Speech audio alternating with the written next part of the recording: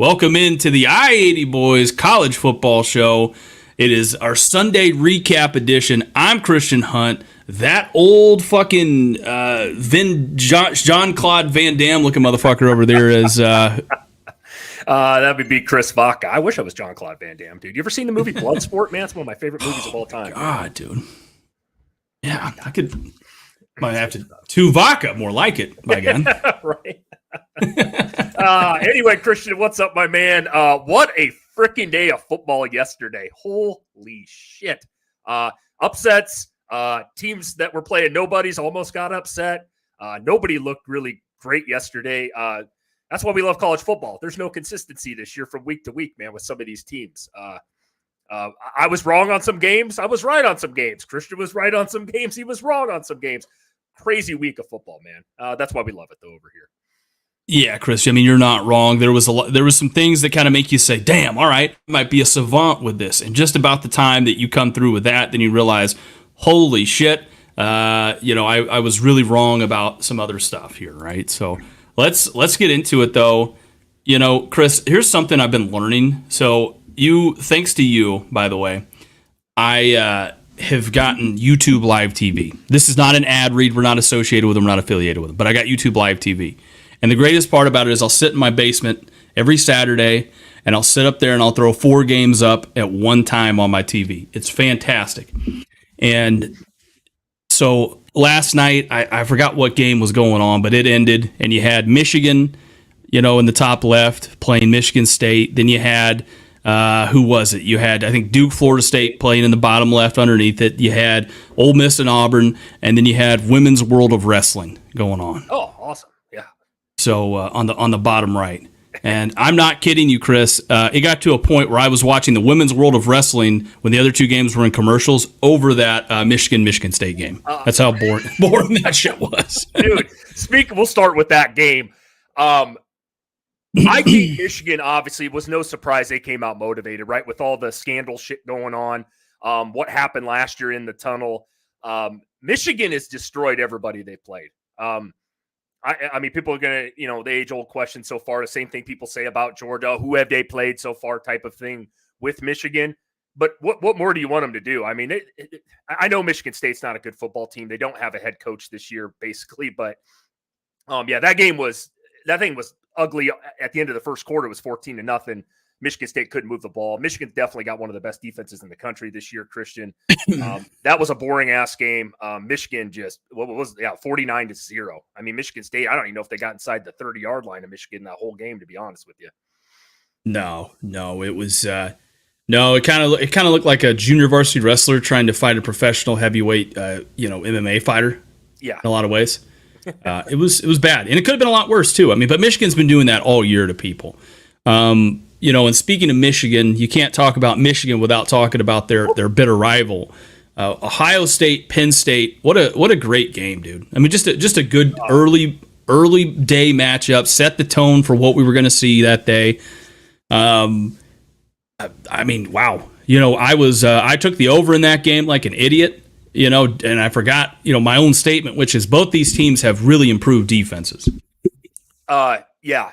Speaking of betting on that game, I did say Wednesday I picked Penn State. Well, which I live up to my bet on that end.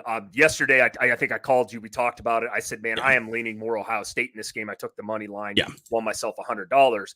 I was thinking of you, though, because I noticed it was a very low-scoring game.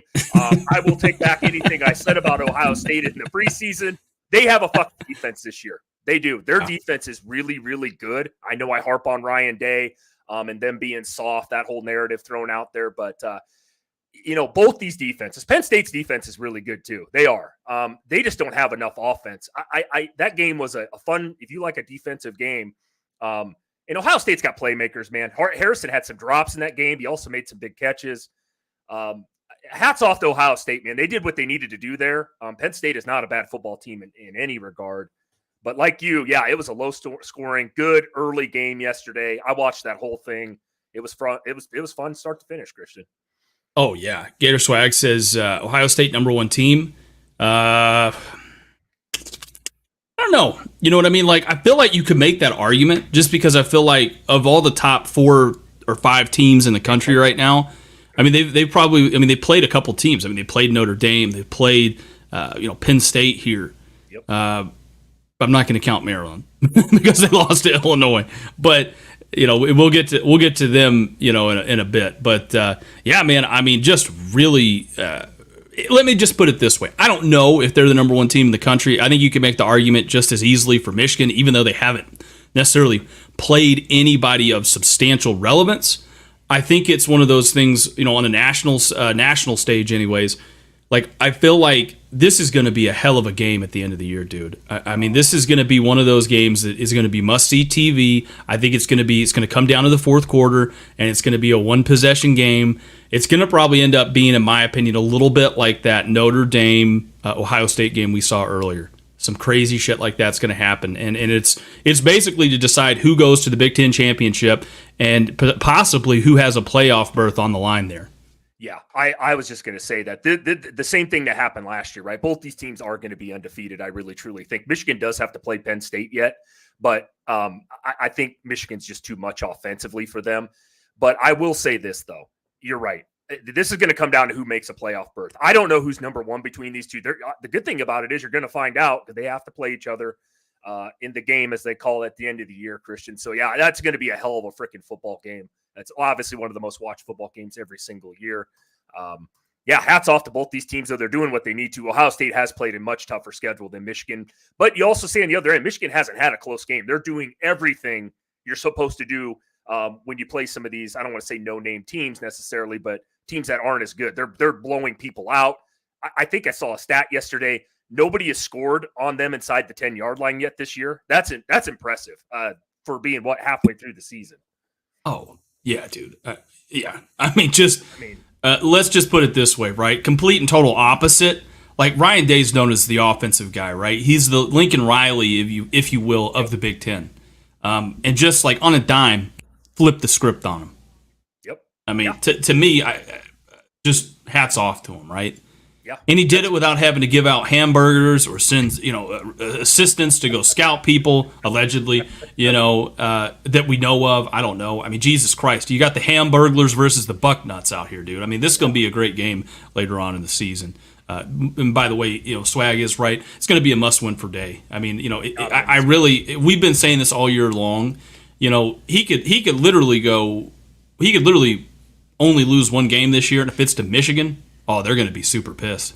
Yeah, they're going to be super. The last two, right? I mean, Ohio State is at a point. 11-1 ain't enough. You know what I mean? No, it's not. They have to beat Michigan. They need to get to the playoffs, obviously, and with the berth on the line in that game, more than likely. You're right. I mean, Swag's right. Yeah, it's a must-win game. They can't take another ass beating from Michigan, slamming it down their throats. And that's kind of the funny thing. It looks like Ryan Day did listen to most of the national audience this offseason, said, we're tired of getting ran on for 400 yards against Michigan.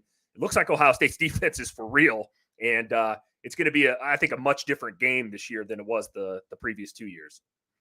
Yeah. No, I mean, you're definitely right here, Chris. We'll kind of go straight down a little bit here. Let's see. Mike says Ohio State may win, but they normally choke in the playoffs. Yeah. I mean, typical Lincoln Riley, Ryan Day, led teams doing what they do. But kind of going back to, you was talking about Washington, they only score 15 points against, a bowl ban, self-imposed bowl ban Arizona State team. Am I right with that? Yeah. Yeah. At home, 15-7. Now, earlier yesterday morning, I had made a comment about the Pac-12 after dark. Weird shit normally seems to happen in some of those night games. I picked the wrong game, Chris. That's really what I did. I'm with you on this one. It's surprising after the big win over Oregon the week before in a great game. I know teams, there's obviously some let off. It's Arizona State, but only 15 points for Michael Penix in the Huskies, a team that's top 3 in offense everywhere you look. They're going to, they survived, and that's kind of what you have to do. But, it's weird because I feel like as the season goes along, the Pac-12 is kind of like regressing a little bit, right? It's like the foundation they were built on, that here we were thinking the Pac-12 was going to be the best team in the country, or the best conference, I should say, in the country at a certain point, is starting to kind of crumble a little bit, right? Yeah. Where they're getting back to doing Pac-12 shit, and it's weird. But they got the win. They're moving on. So hats off to Washington. I know that's got to make our boy Daniel a little bit happy there. So yeah, I wish he was on this morning because I'd like to ask him. I did not get to watch that game. It wasn't televised over in my neck of the woods here, but I did see. I couldn't believe the score at half. And like I said, I think it was like 7-0, and I'm like, Jesus, that's all the many points Washington's got at home. But you said it best, Christian. I want to talk about a game here, though, if you don't mind. Duke at Florida State. It looked like Duke was going to win that football game for most of that game. We know I was surprised to see Riley Leonard out there. Ends up getting hurt, re-injuring that ankle, which is sad. I think most of the country was rooting for Duke, to be honest with you. I think they're kind of one of those Cinderella teams this year, kind of like Missouri, right? I think a lot of the fan base loves the underdog. Florida State was just too much in the fourth quarter. I mean, they squeaked it out, but damn, dude, I thought Duke had that. I was like, man, they're going to end up winning this thing and knocking off a top 4 team. Yeah, I did too. You know what surprised me the most of that? I mean, Duke still had, at that point, they had a 20-17 lead when Leonard got hurt in that game, right? And he was hurt coming into the game, so he gets hurt. They're in field goal range. They pretty much bring their backup quarterback in there. They hand it off 3 straight times. Don't even try to pass the ball. And I'm thinking, okay, you kick the field goal. You go up 23-17. We're in the third quarter. This is a game where points are a premium, right? And they go for it. They don't get it. And then the rest is pretty much history, right? I mean, Leonard never comes back into the game. They struggled to move the ball at all. And I mean, I'm not saying this was a game that really could have been, I'm saying Florida State probably still would have won the game. But at that point, you got to take the field goal. And I'm a guy that loves going for it as much as anybody, but not when you're the guy that got you there is hurt, and you've got to back up on the road, at probably one of the toughest places to play, in college football when they're relevant, which is, Florida State and Tallahassee. Yeah, dude. I mean, you want to talk about just a ballsy move. That was kind of one for me. But Florida State in the end did what we wanted them to do. So hats off to them. Getting into the next 2 games down here, Chris, UCF, Oklahoma, Texas, and Houston. Yesterday you asked me a great question. And that question was, Christian, who has the best potential? Or actually, it wasn't you, but somebody asked us, who was the biggest upset today? You said Texas, and I said Oklahoma. Well, technically, we were both kind of right. I mean, I'll add, both these games. This is the Big 12 in general, man. You talk about it a lot, like big letdown spot for both these schools. I know they still got the win, right? At the end of the day, the W's the W. Oklahoma was probably the scariest of both of those, though. I mean, Central Florida was up quite a bit in this game. I caught part of it. I was trying to do some other stuff and watching other games as well. But my God, man, Sooner, man, what the hell? I mean, did the wagon tip over? What happened? Like, what? I'm surprised that Central Florida is not a good football team, right? Not really. No. And Oklahoma's, big win over Texas, but that was 2 weeks ago. Like, and you're at home. That would surprise the shit out of me that they kept it this close and it came down to the wire like it did, Christian. Oh, yeah. I mean, without a doubt. I mean, it was one of those things where, and first of all, what was that play call there? With the game on the line, they tried a double pass for a 2-point conversion? Yeah, I don't know. I mean, if it works, great. You look like a genius, but they got to have something else. I mean, they got to dial something else. I mean, if it's like double overtime or some shit, go for it. Whatever, who cares? I mean, but basically, I guess it's the same thing. It doesn't really matter. But yeah, that was a crazy one. That's one of those ones that like works all the time in practice, and you get in a game and it doesn't work. But it's always the plays that you run in practice that don't work end up working in a game, right? Right. Like, yeah. But I don't know, Christian. No, you're right though. I don't know what the hell that was. I'll talk real quickly about Texas. I didn't see that game. I had to watch the score. That thing was 21-21 for a long time. That was a weird game. Again, Texas probably too much for Houston. Houston's not that good a football program either. Hats off to Houston for hanging around and making that sumbitch close at the end. Yeah, kind of scary. A lot of people think both these teams are going to lose one more game this year. I keep hearing that on other networks, and boy, it might happen. I think you even said that too, Christian, that one of these two teams is going to lose another game this year. And boy, that's typical Pac-12 fashion. Or not Pac-12, excuse me, Big 12. Well, same difference anymore. Pretty I much. mean, I don't. Yeah, Chris, what makes this interesting to me is Quinn Ewers got hurt in that game late, didn't come back in. And so they trotted Malik Murphy out there. Murphy looked all right. You know, he didn't look like the quintessential Malik Murphy that I thought we would see. Right. But depending on what happens with Ewers, I mean, if he has to miss a game, I mean, by the way, Texas plays BYU next week. Now, I know BYU, a lot of people say, okay, whatever. BYU, to me, they're a sneaky team that, you know, it's at home in Texas. You're going to have a full week if Ewers doesn't play to figure out who you want to start, whether it be Malik Murphy or Arch Manning. Now, I've heard rumors in that game yesterday that Arch Manning's taken some reps with the twos, but he didn't play yesterday, if I'm not mistaken. Right. Yeah, no, I heard that too. Interesting. So we'll see what comes of it, but Texas survives, and Oklahoma does the same thing. Speaking of surviving, Oregon pulls away late against Washington State, doing some good shit there. But it was a close game for most of that. Yeah, I put some money on Oregon in the spread yesterday. A little disappointed they didn't cover by 20. That game was actually pretty close most of the game until about the fourth quarter. Oregon they got more talent. It's obvious. Pulled away and did what they needed to do. A win's a win. It obviously wasn't near as close as the Texas game or the Oklahoma game or Washington game. So hats off to Oregon. They got Utah this coming week. That game ought to be a good one. Yeah, that's going to be. To me, we'll break that down, obviously, you know, this week more than likely, but that's going to be a damn good game right there. Virginia, North Carolina, the upset of the year. A 1-5 team walks in on the road and upsets North Carolina. So, I mean, North Carolina's done, right? They got one loss. As weird as the ACC is, and we'll touch about another game that was late last night, double overtime, Miami-Clemson game. Florida State's leading the ACC, definitely the best team. I thought North Carolina was really good this year. This one shocked the shit out of me. I almost wanted to cry before I got on air today because I knew I was going to have to talk about it. Christian gives me shit all the time, told me I should have listened to him. Last week, he was close with the Miami one. It was this week against a shitty, might be the worst team, right up there with Stanford being one of the worst teams in the Power 5 in Virginia. Sorry, Virginia, man, but they're not a good football team. I don't know what the hell happened in this one. I couldn't believe the score. That game was close the whole way. Hats off to Virginia, man. And even North Carolina playing at home.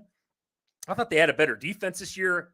What the hell happened to Drake May? I mean, North Carolina's got way more talent than Virginia. This game shouldn't even been close. But again, hats off to Cavaliers, man. That's a big upset. One of the biggest upsets of the year, if not the upset. Yeah, it was, cost me some money. I'm going to put it that way. If they just could have did what they needed to do. And, I've kind of got a little bone to pick about that too, right? So North Carolina, we were talking yesterday about, or not yesterday, we were just talking earlier about how Duke should have taken that field goal, right? Mm-hmm. Well, North Carolina, with about 3 minutes left to play in that one, on about their 20-ish yard line, they wanted to go for the touchdown, and they wanted to put the pressure on Virginia. Now, they didn't have a backup quarterback in there, but they went for it on fourth down. And I don't understand why they didn't just take the points, make it a 1-point game, and kick it off. Because I mean, basically, where Virginia got the ball back was about where they would have gotten it on a kickoff. I'm with you, Christian. I didn't see that, and I think you're right. I have a question for you though. What is the thing this year with everybody going for it on fourth down all the time? I like it at times. But it's like nobody wants to take the field goal. You can name multiple big games this year. And it's like these fucking coaches are playing Madden out here. You know what I mean? It's like that's a little bit different story when you're getting paid $10 million a year and you need to win a football game for a program. And all these teams are going for it on 4th and 3. I've talked about Brian Kelly doing that shit this year. We've talked about it a lot on this show. Sam Pittman sometimes doesn't go for it when he should. And you got the complete opposite yesterday in a couple big games. And it's like, just take the points. I know nobody wants to do that. I get the fourth down analytic is cool, but damn, dude. I mean, I just don't understand it. My thing is, this is the way I always look at it. If it's 4th and 1 or 4th and 2, you're in plus territory, or it's 4th and 1 or it's 4th and 2 and you're not favored to win, and you're like on your own 30-yard line and you've got 2 losses, go for it. But like if you're the number 10 team in the country, you've got the ball inside of Virginia's 30-yard line there, right? You trust your field goal kicker, obviously. Take the fucking points, kick it off, get a stop, and get it back. You know, it doesn't make sense because now this puts you in a position to where, like, you have to score a touchdown, which it changes the whole game plan immensely, right? Of what you're calling in that last drive. And so, yeah, I didn't really care for that too much. So, but Tennessee, Alabama, man, it kind of started off in a lot of ways like that Arkansas game did last week, right? Where Arkansas got up on Bama, and then Bama came screaming back and didn't give back control. No, Gator Swag, I have a bone to pick with you on this one. Tennessee is not a good football team. They're just not. I don't care who you are. They gave up 27 fucking points to Alabama in the second half. They got outscored. Tennessee was up 20-7 in this game. You can't blow leads like that. Tennessee's defense was supposed to be really good this year. Bama came out in the second half and just destroyed them. I mean, and I'm not even that high on Alabama this year, but Tennessee's not a good football team. I hate to say this about Florida, but that's their biggest win this year. I don't think Tennessee's a very good football team. Joe Milton, overthrow Joe, man. He can't complete a pass, Christian, or hit a guy in stride or even remotely in the second half of this game. And I expected so much more with Joe Milton. You said it yesterday. He's going to go win the underwear Olympics, like you said, in the combine. But Tennessee's just not a good football team this year. It really surprised me. I know you were high on Tennessee this year, Christian. I was relatively high on them too. I'm just surprised that this was their year, I think, to beat Bama again, or at least have a shot with Bama being down on offense. But what the hell happened in this game? And the second half was like Tennessee's like they weren't even there. Yeah, I mean, we did, in the offseason, by the way, we did a hot take saying that Tennessee and TCU would finish the year not inside the top 25. And at the time, believe it or not, you thought I was crazy. We bet a steak dinner on it. Yeah. So I'm going to take that steak dinner more than likely. Fair enough. Ole Miss. Yeah, go ahead. No, go ahead. No. I just can't believe how bad you have a 20-7 lead on Bama at home. Yeah, and you can't close that one out. That's just mind blowing to me. Well, they were about a couple hours, I think, away, within 2 hours away from the Atlanta Falcons Stadium, and we all know what goes on in Atlanta. You know, so don't worry. Yeah, Ole Miss and Auburn. You said this was going to be a game. I said I think it was going to be close. I didn't expect it to be this close. I thought Auburn, again, though, we did say it before we went off air yesterday, Auburn's going to have a chance to beat somebody this year. They're going to do it, especially when they're at home. They're tough to beat there, and it doesn't matter what the hell their record is. Hats off the Lane Train and Ole Miss getting it done. I mean, they needed to win that game if you're Ole Miss. They're still competing over there for an SEC title bid, but hats off, though, to Auburn. I mean, I know they don't have much offensively, Christian. Ole Miss has got the better players. Ole Miss has got a better coach, in my opinion, as well. But they held out yesterday. But you almost pulled that one off. I know you said that earlier in the week. It wouldn't shock you if Auburn won that game.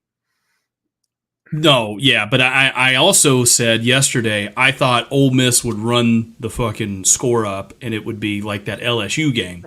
And I was wrong about that because Auburn hung around. I mean, it was a 14-14 game for most of the day, and then late Ole Miss pulled away with it, and then Auburn, wanted to actually make it a game and figure something out in the fourth quarter. And yeah, we know what happens there. I got to a point where I started thinking, man, when you're beating a team, pretty badly, like, and you have to travel, 5-6 hours away, however long, however fucking far Auburn is from Ole Miss.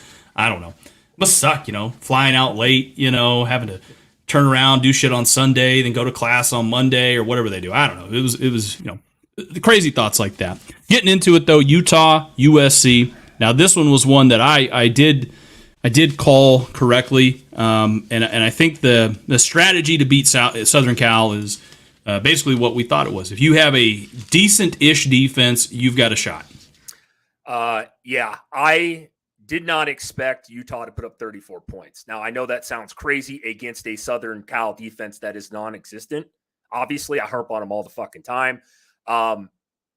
But what gets me about this game is Utah's got like a safety playing quarterback, a running back running in there as a quarterback. Cam Rising's not playing. He's not playing this whole entire year. We just found out. I still can't believe Southern Cal can't beat Utah. I mean, they just can't. This is what, 3 or 4 losses in a row to Utah the last couple of years.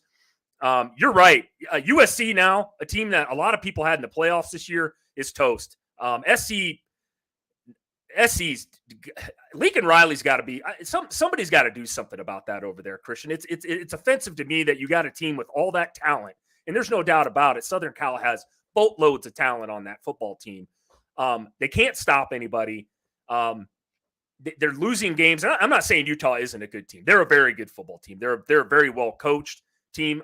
If Southern Cal had Utah's defense, Southern Cal would be top 4, but they don't. And this is where it's at. Southern Cal's got to be a little worried. They still got Oregon yet this year, and I think they got Washington yet. They're not winning either of those 2 games either. More losses coming for the Southern Cal, man. I think they'll split one, honestly. I don't. I think they're going to split one because they're not expected to do anything now, right? I mean, a lot of people are going to probably be very low on USC at this point, and so to me, that probably gives them motivation to do something. I think they'll split it. They'll either beat Oregon or they'll beat Washington. You know what I mean? That's just my thoughts on it. We'll see what ends up happening. They shouldn't, based off how they played up until this point. But that's what makes college football so damn fun. I mean, Virginia shouldn't have had any business in that game against North Carolina. Especially with it being at home and with Mac Brown being the coach, whatever you want to put in there. But I mean, here we are. So, God, crazy year, man. South Carolina, Mizzou. We don't have to go super in depth with this one. Mizzou did what they needed to do. They beat the brakes off South Carolina. You want to talk about a coach on the hot seat right now? I mean, is he a paraplegic yet? I mean, no offense to them, but Jesus Christ, Shane Beamer might be in a full body cast after this one. Yeah, I thought maybe he'd be throwing himself out, or South Carolina fans probably want to throw him out a window this week. That game wasn't even close. It was not close at all. It was at one point, I think 27-0 or some shit like that. We both predicted Missouri was going to win this game. This was a game where I thought South Carolina might hang around for a while. Not the case. South Carolina is done. A team that we thought maybe would have 7 or 8 wins this year. South Carolina just no defense. We've seen enough of Spencer Rattler. He's had a good year this year, but they can't run the ball at all. And when you play in the SEC, you got to be able to run the football. And in South Carolina, that's been a problem all year for South Carolina. Yeah, man. South Carolina is it's like Thanksgiving dinner, man. Stick a fork in it. I mean, they're done. Yep. It's just, yeah. Looking at a couple of scores here. We'll go real quick. Army, West Point, and LSU. Man, they destroyed the Army. Yeah. We did think maybe Army could score some points, maybe a touchdown against LSU, and that terrible defense did not happen. Yeah. Tigers roll. Air Force, Navy. Air Force gets the dub. I actually saw Air Force throw a pass in that one, a pretty long touchdown pass. So that was shocked the hell out of me. Yeah, I got a question for you, by the way. It may be the chat here as well. How come Army Navy gets this hyped up all at the end of the year and nobody gives a fuck about Air Force? Man, Air Force is actually pretty good. They might play in a New Year's Six Bowl, man, if they run the table. How come nobody talks about that game? Christian, you were in the military. Well, I can tell you exactly why it is. Well, number one, there's a couple reasons for that, right? I think and it's exactly what it is. Army and Navy at one point. Now, this was a long ass time ago, as people like to remind us, and we're not that old, so don't worry about it. I mean, Chris is, but he's got dementia or Alzheimer's. I don't know if he knows really what's going on half the time. But Army and Navy back in the day, like 100 years ago, were like Georgia, Alabama. Right. I mean, they were the big shit of college football. Air Force wasn't really shit, I don't think, until like the start of the 2000s, right? Yeah, but I'm just surprised that this game, Army, nobody talks about Air Force at all this year. It's just kind of weird. They're actually way better than both those schools are this year, and I'm surprised that they don't get any hype for that game just being the military schools, that they don't get a little bit more hype is kind of what I'm saying. Like, it just surprised me a little bit. I kind of feel bad for Air Force, man. They actually got a pretty good By the way, they won that game with their backup quarterback. Their starter was not in yesterday. I watched most of that game. It was actually, I know a lot of people don't like the triple option, but Army, Air Force did try to throw the ball down the field. They had one big ass play. Good defenses. It wasn't a bad game to watch. I'm just surprised. Hats off to Air Force, man. Yeah, hell yeah, dude. Hats off to Air Force. You're right, though. Now, really, what we thought about the Air Force and the Navy, when I was in the Army, was that they were soft. The Navy got to sleep on ships. They're nice, warm, cozy ships. And the Air Force, here's something that if you weren't in the service, you won't know this, but the Air Force, anytime they go onto Army bases and they have to stay on an Army base, they get extra pay because of the living conditions. For real? Yep. No shit. Yep. So, they're not used to sleep. They like to stay in 5-star hotels, right? They don't like to sleep on the ground or sleep on the Army bases. So standard of living is a little different for the Air Force. So, but good for them, man. Good for them. Okay. Interesting. Learned something new today. So Minnesota and Iowa, Tulane, North Texas. They won. Tulane's doing what they need to do. So hats off to them. But Minnesota and Iowa, I want to cry. They were my third leg of my parlay, and they fucked me yesterday.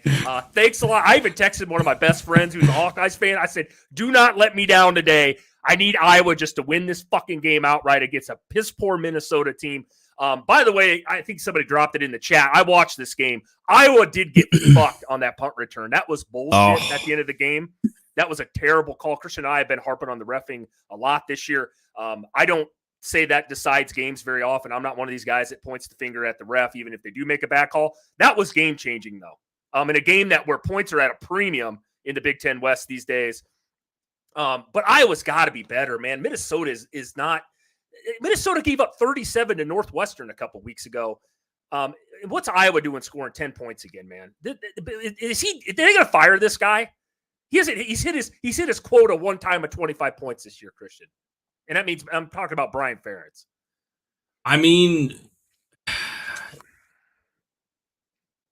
I would think so, right? Even at 6-1, Iowa fans weren't thrilled with it, right? They just weren't thrilled with it. No.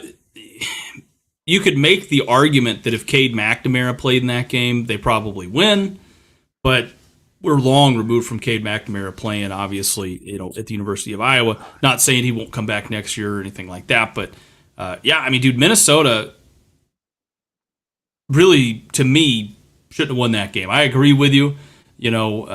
I took the under in this game, so I'm kind of glad they waved the touchdown off. But it was bullshit. Yeah, again, Big Ten West. We'll talk about it some more here shortly. Complete cluster over there as usual. I don't know who the best team is. I really, truly don't. It could be Nebraska. It could be Purdue. Hell, it might be Minnesota. It could be Iowa. It could be Wisconsin. I really, truly don't know. What's weird, though? They put up a graphic on the screen of Iowa 1981. I think it was last time they had their punter drafted, and they scored more points in 1981 than they're scoring right now.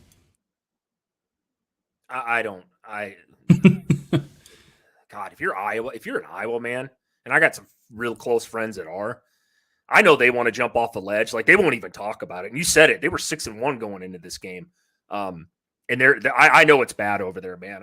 Hats off to Iowa, man, not jumping out of a building yet. But Jesus, man, you got to win that game yesterday, coming off a big win against Wisconsin the week before. You got to win that football game, especially at home. What's weird to me, and you know what, I'm going to save this for a little later on because it's coming. But there's something that's kind of weird for me, and I know you're going to go off here in a bit, and I'm all for it. Yeah. But UCLA, Stanford, like I said, hey, it might be a game. It might be a game. Oh, I fucked around and picked the wrong game. It was Washington and Arizona State because this was not a game. Now, here's something interesting in this game. Let me pull this up really quick here. Actually, I can just go here and do this. Probably be faster.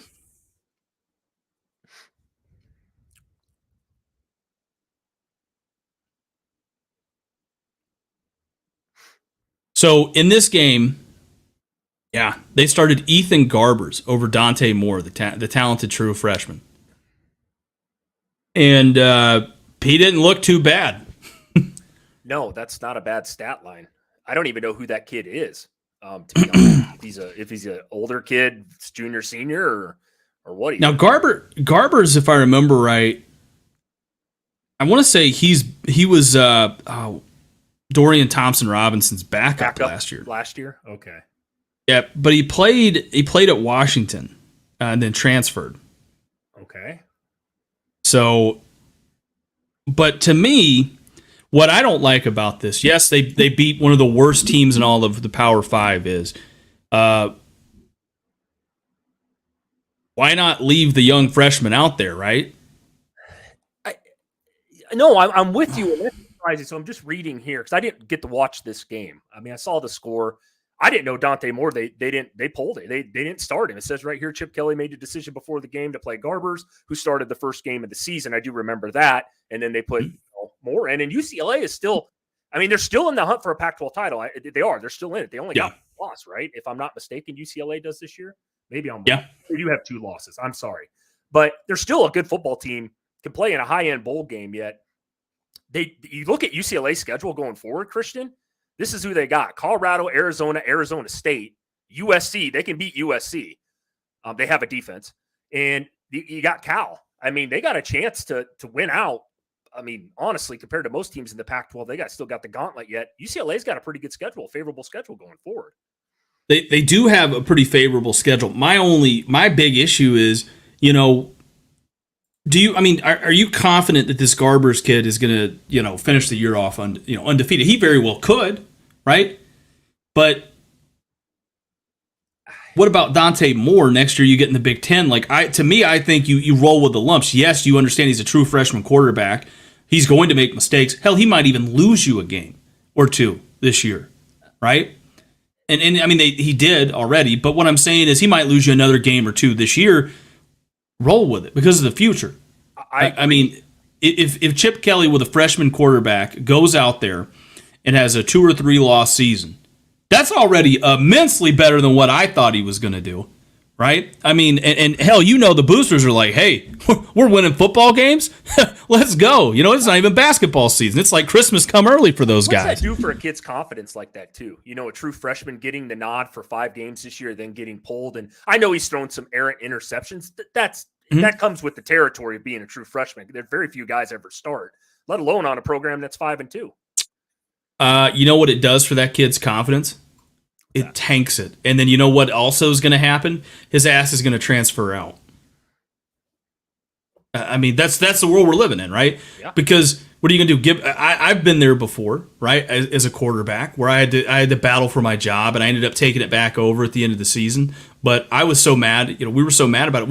I ended up transferring because of it, and that was in fucking high school. Right. Right. No, I get it. Yeah. No, it's devastating. It's very surprising, but hats off. UCLA did go out there. They did beat you said it, a terrible Stanford team. What's that say about Colorado? Don't get me started. But yeah, I think moving on here, Christian, to a game that you were really circled on the schedule yesterday, Mississippi State at Arkansas. What's your thoughts on that barn burner there? Gator Swag said it best. A lot of people are talking about firing Sam Pittman. And we had, you remember, because you put out a lot of the polls and stuff like that on the channel. Actually, do all of them. But the whole thing of it is we had an Arkansas fan comment and say, I think they need to fire Sam Pittman. And that was before this week. And I said, I agree. I couldn't say I agree. I thought, the thing about Bama was he was too conservative, right? He was too conservative. And I think the bulk of their schedule the hardest part of their schedule is already out of the way. They had a shot to kind of, win out, I thought. But, man, Sam Pittman's probably not going to survive this. 3 points with Raheem Sanders and KJ Jefferson. 3 fucking points. And you hold Mississippi State to 7? I don't. Arkansas is a team, and you guys, I said this time and time again, that I thought would win 8 games this year. They have now lost like 6 in a row. They won their first 2 against a couple nobodies. Yeah, I think this was a must-win game for them. I think for Sam Pittman to keep his job, I think he's gone. And I like Sam Pittman. I do. I really do. Arkansas's heyday was a couple years ago. It is nowhere near that now. Mississippi State is not a really good football team. They were playing a backup quarterback even yesterday.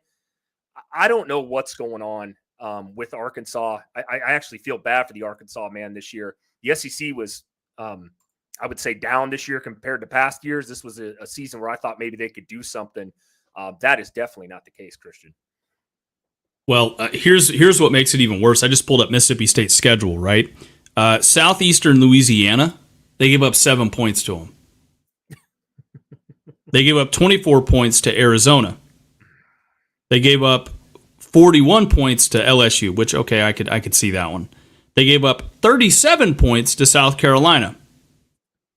They gave up 40 to Alabama, which Bama is not a barn burner by any stretch of the imagination. Here's where it gets wild.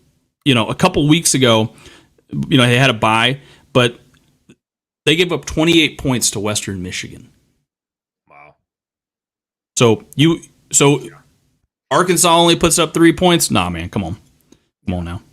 Yeah, that ain't gonna be enough. Florida, man. I know you guys play them. Florida should win that football game. They better win that football game against Arkansas. Arkansas is probably the worst team in the SEC. Yeah, and that's with Vandy in there, and I'm not joking. Yeah, it's come on back, Sam. That's all I got to say. Come on back, University of Georgia. We'll gladly take you in, let you be our offensive line coach. Instead of calling the Hogs, you can call the Dogs. That's what we'll do there. Baylor, Cincinnati. Cincinnati fading down the stretch there. Baylor looks like they're recovering, and I forgot these two teams even have football teams. Oh man, yeah, it's I don't know, man. Very very interesting dynamic right there, to say the least. But hey, hats off to Baylor representing. Boston College, Georgia Tech. Chris, I got to be honest with you. I caught the tail end of that game, and before the game even ended, I saw fans shaking their heads leaving the stadium. Brent Key may not be long for Georgia Tech. No, not only is Georgia Tech a terrible football team, that they're a terrible program over there. I've read things about them recently about how the school doesn't really support the pro. It shows, man. I feel bad for the Georgia Tech man out there. I know you're from Georgia, Christian, but they should be better than what they are. And Boston College is not a very good football team at all. That was a game I thought Georgia Tech should have probably won at home. They should have. And what's so angry about it? Well, there's a couple things you got to realize. Number one, Boston College's quarterback is from Georgia. Okay. Number two,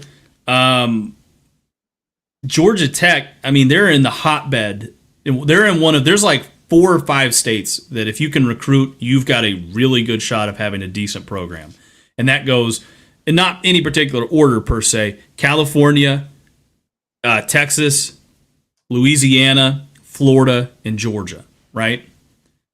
And if you happen to be a college in any of those states and you're a Power 5 school in a decent conference like the ACC, again, that we say what you want to about the ACC, I still think it's probably the 3rd best conference, right?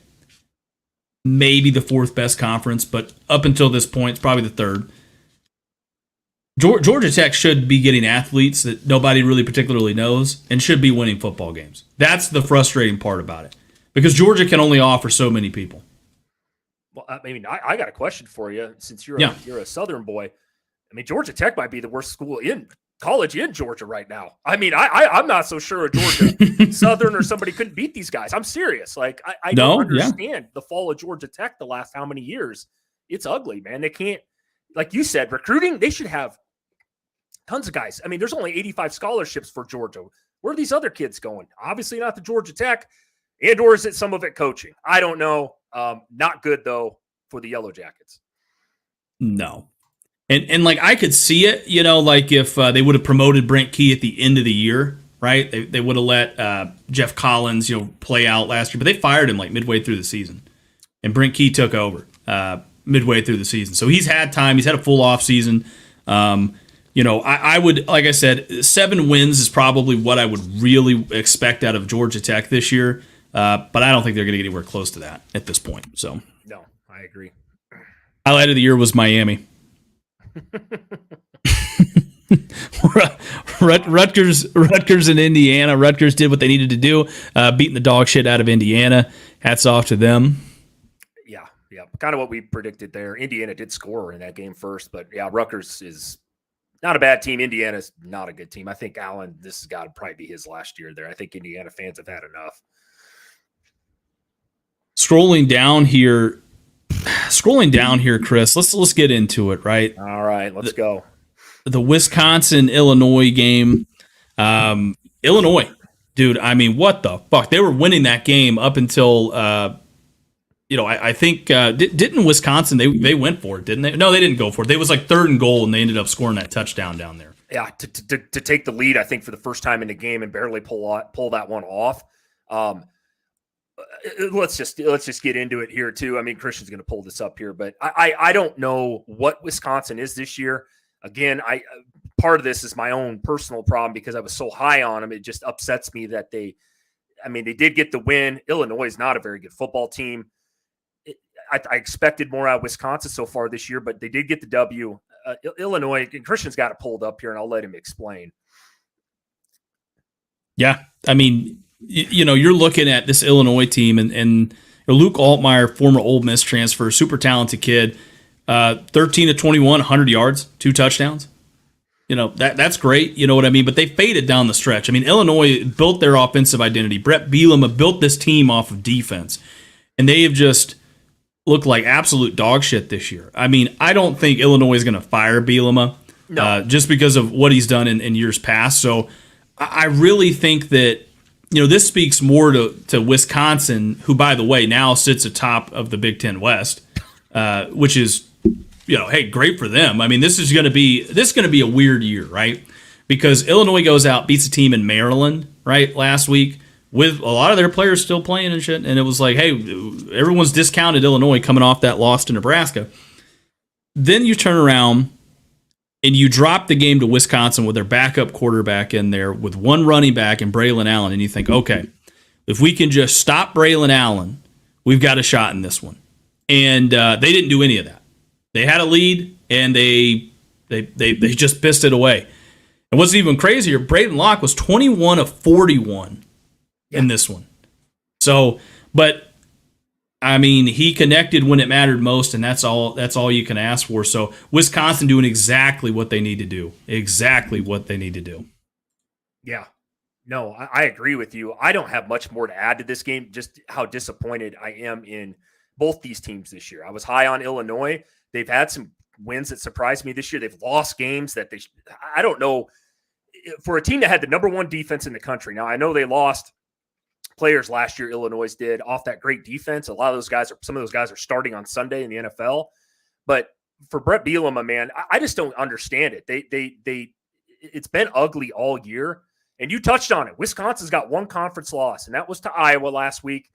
They win this game. They're sitting at the top of the Big Ten West. That was my prediction. I just didn't see it being this ugly so far this year for really both these schools. It'll be interesting how this all plays out going forward. No, I agree with you. It's going to be, I mean, again, it's pure chaos. I mean, we got Seth here in the chat, Mike, Gator, everybody like that. I mean, and Seth, he's the Wisconsin man. I know he's got to be happy. I mean, they did a phenomenal job. Again, this Braden Locke kid, I mean, dude, he might be the answer for him, I think. But we'll also see kind of what happens, right? I mean, going forward, I don't put too much stock. I don't get too high on one game. I don't get too low on another game, right? So it'll be interesting to see, again, what Wisconsin ends up doing down the stretch here. Going to a game that's very near and dear to your heart here, Northwestern and Nebraska. Chris, what's your thoughts on that? Oh, God. Happy we won the game, okay? I feel like I say this every time when I talk about Nebraska when they get a win. Northwestern is not good. We can't throw the ball. I believe, Harburg, again, 85 yards passing, 2 interceptions, 1 touchdown. Against a Northwestern team, we were at home yesterday. Northwestern is atrocious. I mean, Nebraska's defense is what it is this year. It's definitely been carrying us. But I got to see some more out of the offense, Christian. We're averaging like 16.8 points per game this year on offense. This reminds me of the 2021 season. Nebraska fans know what I mean when they hear that. I thought by this point in the season, with Harburg having a couple games under his belt, we'd be able to move the ball a little bit better. We talked about this last week. Some of this is on Rule. Satterfield, what the fuck is he doing with the play calling? Christian, we talked about the RPO. We got to be able to move the ball going forward here. I know we have a PUD schedule with Purdue. We got Michigan State, Maryland, Iowa, Wisconsin, somewhere in that order.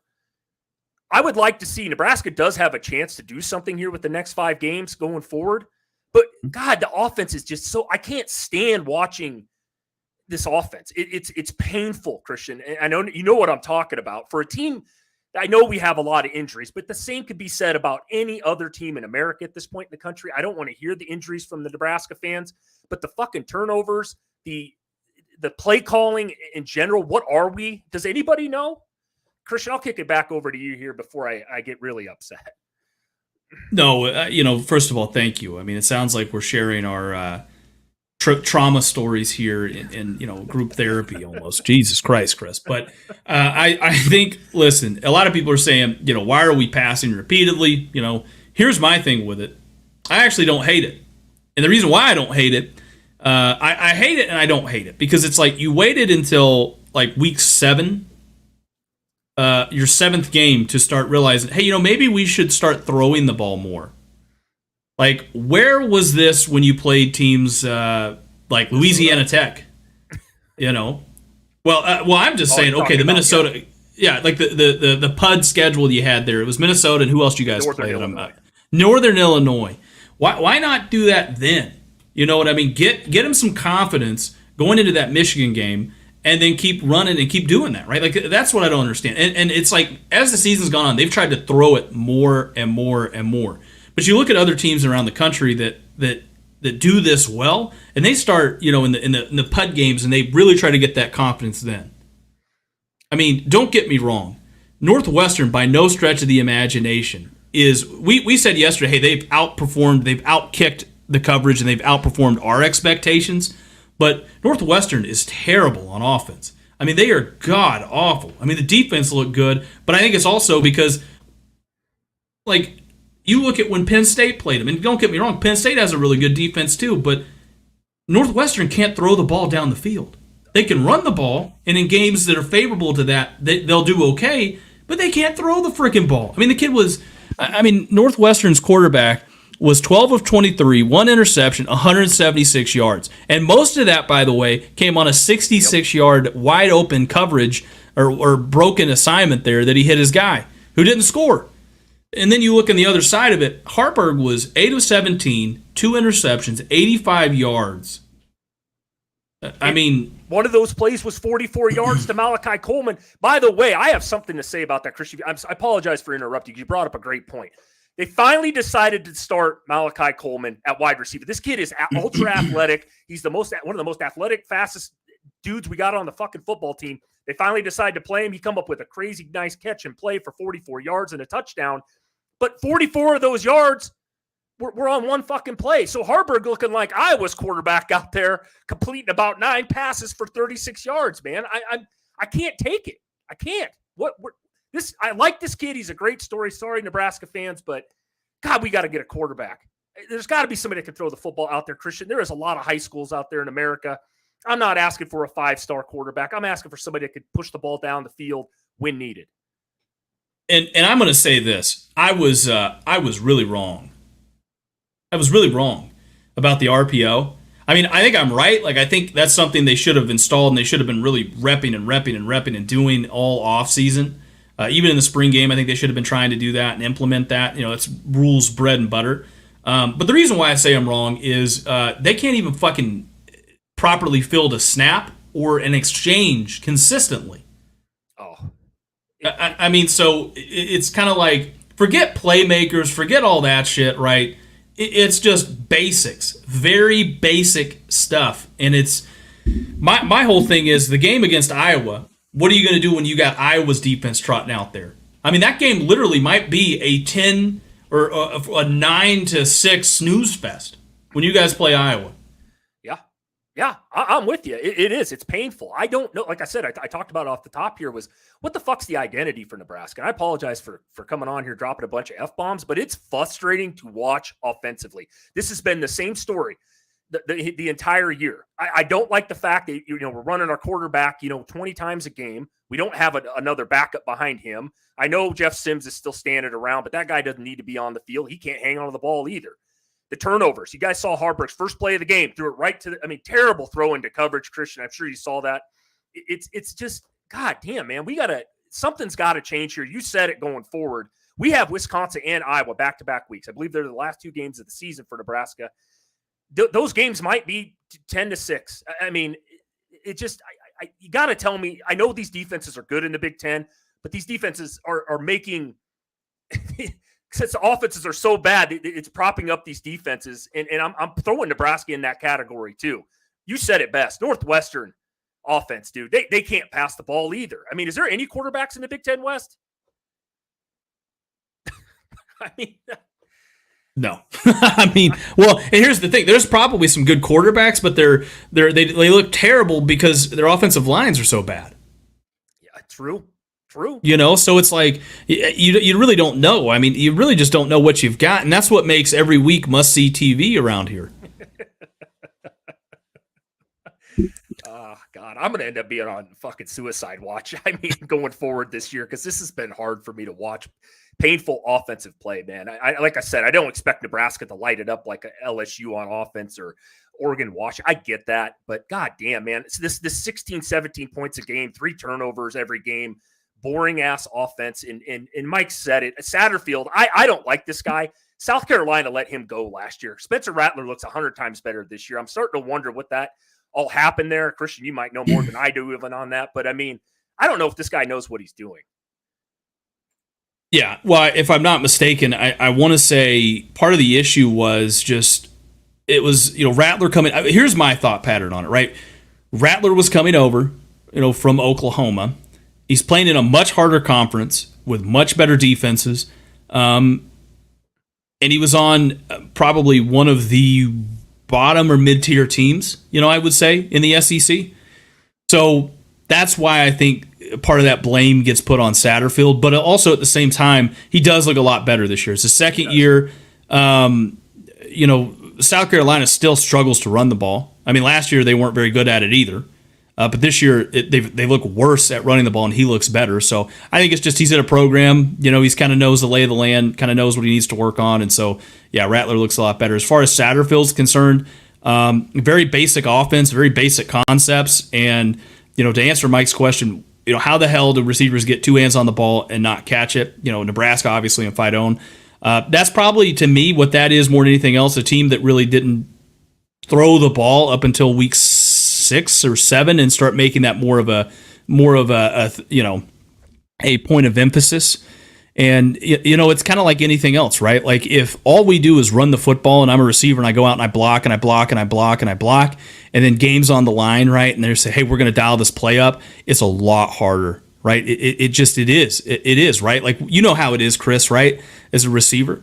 I mean, if you go out and you run the ball, for pretty much majority of the season, and then they start realizing, hey, we should probably start throwing it more, and they start trying to feed you the ball. It's very rhythmic. I mean, it's like being a point guard or a shooting guard in basketball, and you don't get the ball for 2 quarters, and then all of a sudden you start getting the ball and they start pressing you. Well, you can have a wide open shot and still miss because you don't have a rhythm. Yeah.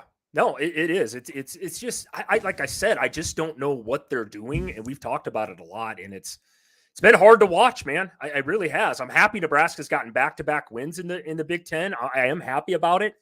They did enough to win that game yesterday, but going forward, man, having the teams that we have going forward, I'd love to see us win a couple more and get bowl eligible. I think that's the goal around here.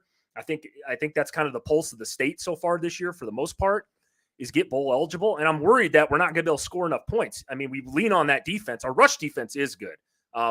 But we also haven't played anybody really with a great offense outside of Michigan. And we saw what Michigan did to us. Now I'll throw Michigan out the window because they're a top 10 team easily.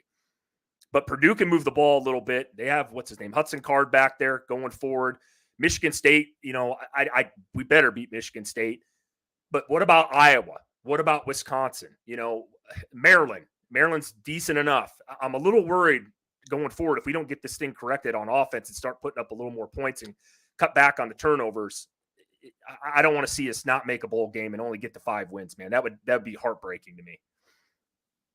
Yeah, that would be, like you said, Chris, that would be absolutely heartbreaking. I mean, it's going to be, like I said, the Big Ten West going to be must-see TV, every single week in, week out.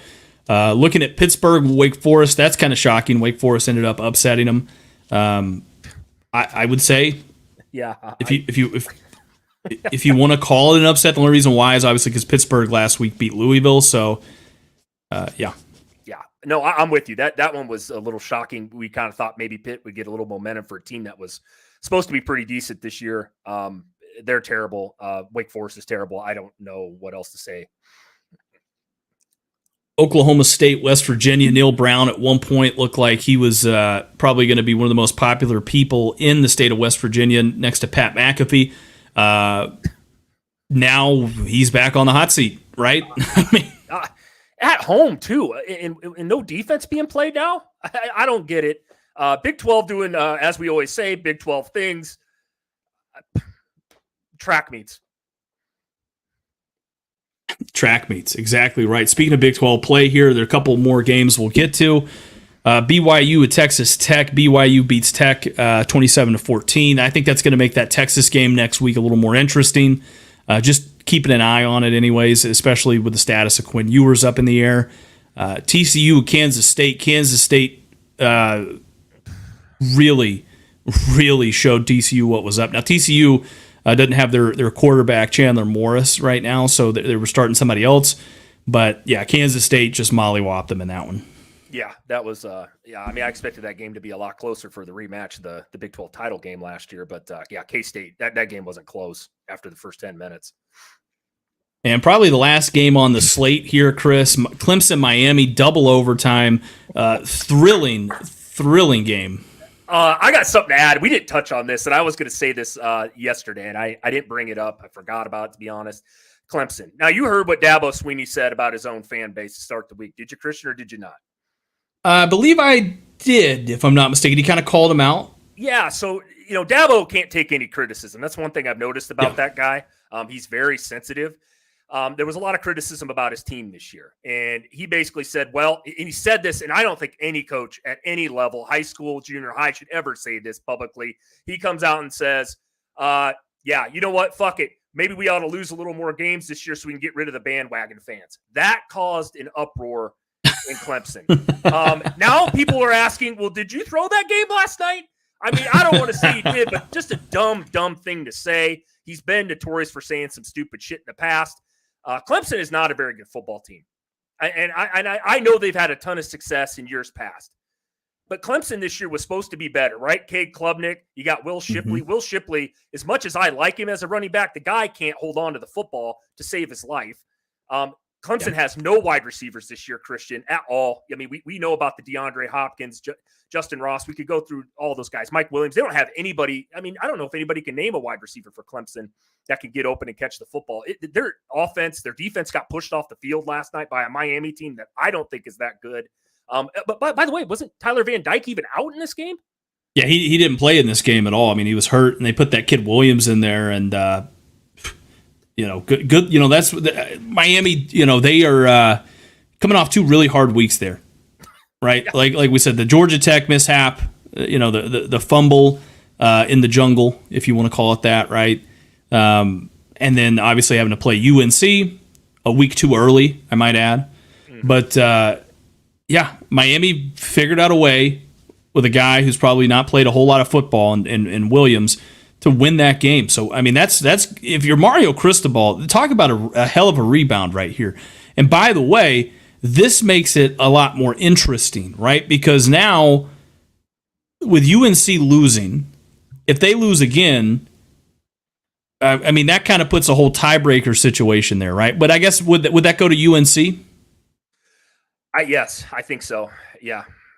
UNC still has a chance to make the game. They don't have to play Florida State in the regular season, so that's good if you're a Florida State man, right? I mean, you don't have to play UNC. Yeah. ACC's up for grabs a little bit here, though. With North Carolina, I don't think anybody in the world would have picked that upset yesterday. I know I didn't. Maybe Christian would have. He was a week early on that one, but. Miami, I'm just more disappointed in Clemson this year. They might be playing. I mean, they might be playing in one of those like Christmas bowls, bro. Like for a team that was supposed to be, top 15 this year at least. What was that play call too? They decided to try to run it with Cade Klubnik there in double overtime. Like what the fuck? I don't know. You'd have had a better shot at probably putting Will Shipley back in the Wildcat and trying to do something, right? I mean, Agreed. what are we doing here? I don't know, man. It looked like they were trying to lose the game. I mean, maybe Dabo meant it. Fuck it, we'll lose this game and get rid of our bandwagon fans or whatever the hell that's supposed to be. I don't know, dude. Clemson's in a state of emergency over there as far as football goes. The bandwagon might get rid of him, dude. Honestly, yeah, he for a guy who I do think he's a good coach, but he doesn't believe in NIL and the transfer portal and all that. I mean, he's starting to look silly because Clemson looking like they don't have near the type of recruiting that they've gotten in the past, and it's starting to show, man. DJ, they let him go, pushed him out of there. He's a better quarterback than Cade Klubnik is. I hate to say it, but he is. Chris, I want to throw something out here at you. The SEC this year is going to be really fun to watch. And why I say that is if you look at the standings right now, you've got Alabama sitting atop the West. They're 5-0 in conference play. But then right behind them, you've got LSU at 4-1, and you've got Ole Miss at 3-1. Now, Alabama and Ole Miss played head-to-head. So if both teams went out, obviously, or even if, let's just say hypothetically speaking, if Alabama were to lose one game this year, the rest of the way, the tiebreaker would go to Ole Miss, right? Yes. But let's say LSU wins out and they beat Bama. And that's the only loss there, right? So now you've got LSU sitting, as a one loss. You've got Alabama, LSU, and Ole Miss, right, with one loss in conference play. LSU beat Bama, but Ole Miss beat LSU. How do you decide that tiebreaker there? I don't know how they would do that. That is a very good point. I was thinking actually about that yesterday. As much as I've been harping on LSU and Brian Kelly's lack of defense that's optional down there in the state of Louisiana, they still score enough points where they could win. And if you had to pick right now, Christian, who would you pick, Alabama or LSU, if they played right now? Who would you take in that game? Man, it's going to be a great game. And believe it or not, I think they play on November 4th, so they're going to be playing in a couple weeks. Here I was thinking, this game's very late in the year. No, it's the next game both these teams are going to play. Now, they got a bye week, if I'm not mistaken. Both the teams do before they get in there.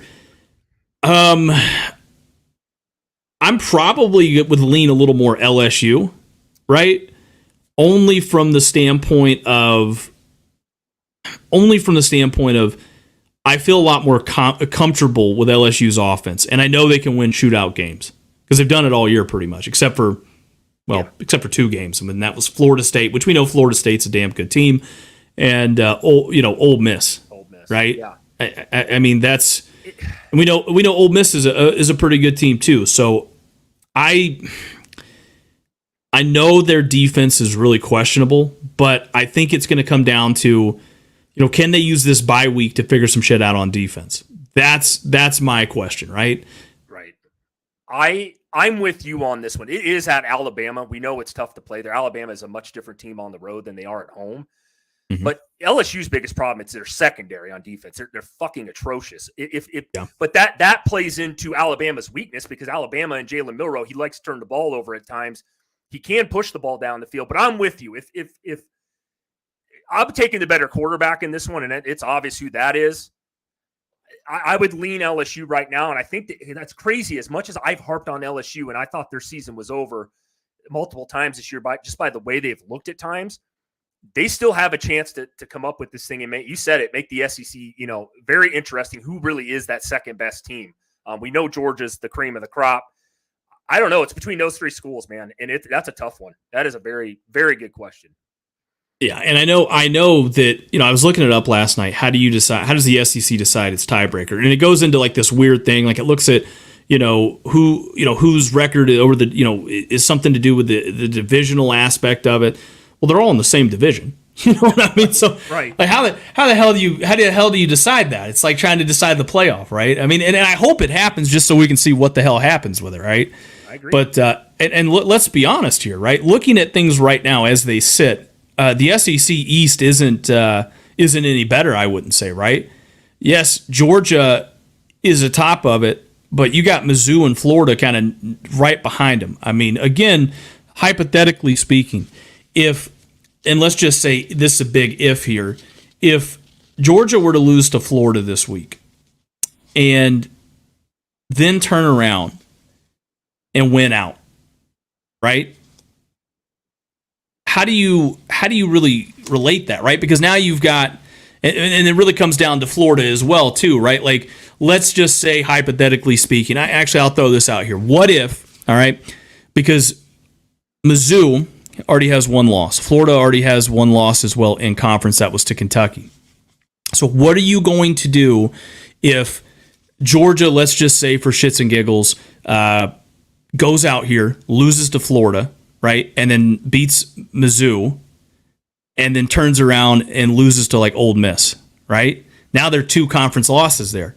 But let's say Mizzou turns around and ends up beating, again, Mizzou turns around and they end up beating Florida, right? So now Florida's got 2 losses.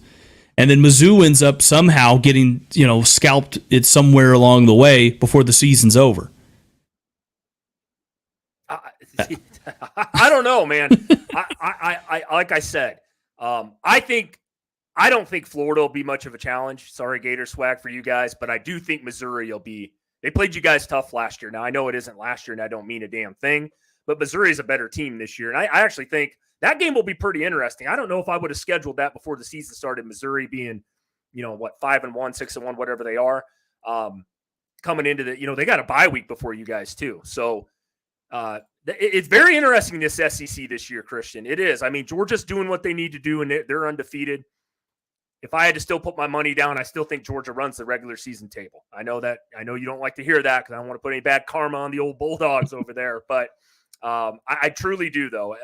Very interesting scenarios, though, on both sides, though, of the conference. SEC is a weird year for them. Yeah, it's gonna get weird, and we're here for it down the stretch. I mean, that's it's like an upscale version of the Big Ten West.